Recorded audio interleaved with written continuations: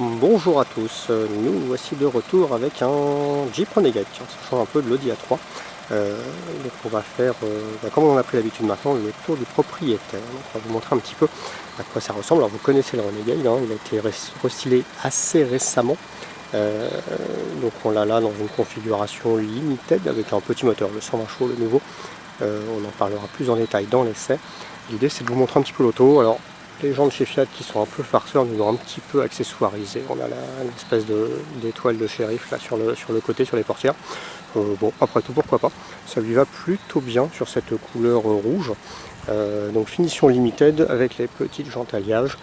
Alors beaucoup de détails, hein, beaucoup de détails sur ce Renegade. On n'est pas sur un vrai Jeep dans le sens où on n'est pas sur un vrai franchisseur. Néanmoins, plein de petits clins d'œil. Les feux là, en une espèce de forme de jerrycan. Ça c'est plutôt sympa.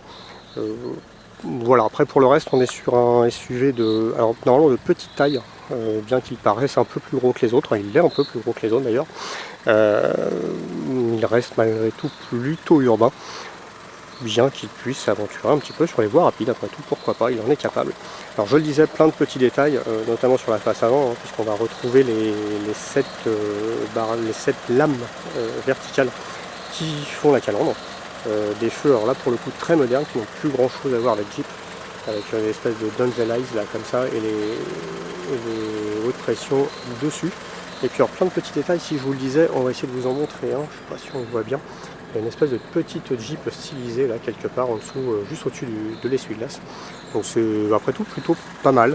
C'est une voiture d'amateur qu'on va choisir d'abord pour le look, ce qu'on peut comprendre. C'est pas le véhicule le plus habitable, c'est pas la meilleure confort, c'est pas tout ça, mais c'est plutôt sympa en tout cas pour le look. Voilà, pour le reste je vous renvoie vers notre petit essai sur www.driveemotion.fr. À très bientôt.